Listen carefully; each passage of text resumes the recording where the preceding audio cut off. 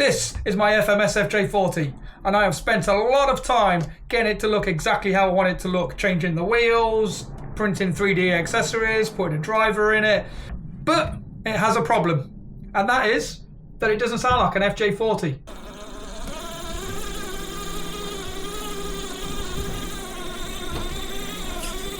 So in this video we're going to change that with this. So this is a car engine sound simulator. So when you accelerate, it sounds like a real car. How cool is that? The car looks the part. We want it to sound the part. Right, let's get this thing cracked open.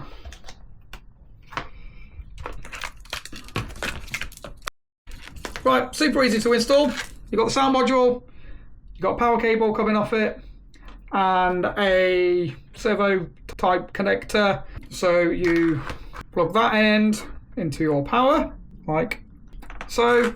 Then your battery goes in here. Sorry, your battery connector from your ESC goes into here, then your battery onto that end. And then we have a splitter cable that goes onto the sound module. And then the other end goes into your ESC, and that goes into your receiver. Super easy to install. Right, we've got the thing installed, super easy to install. The only problem I had was trying to get the Y connector in the receiver all the way back here, because there is a lip right under there, and Jesus Christ, I struggled. So we've got it all plugged in. Let's turn it on and see what happens.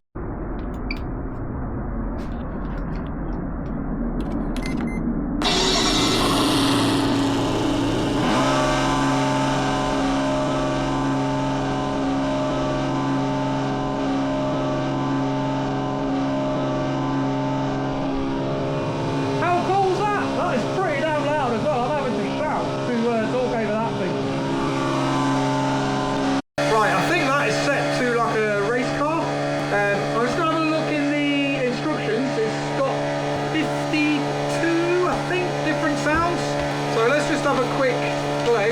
Yeah, that's definitely a race car. So let me just have a look. So we want to be changing the sound. Quite an easy menu to navigate as well from what I've seen. So we want to be looking at 35 by the looks of it. Number 3. Yeah, that was number 3. That was BMW M6. So I'm going to get it on to number 35 and I'll get you back on. Right, I've been having to play, got it set to 35. Let me just turn it on and I'll show you the sound we got. I think it sounds pretty good.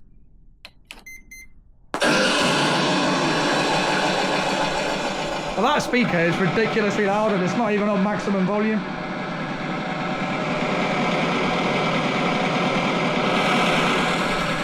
Oh yeah, that well suits that car. So I'm going to get it mounted.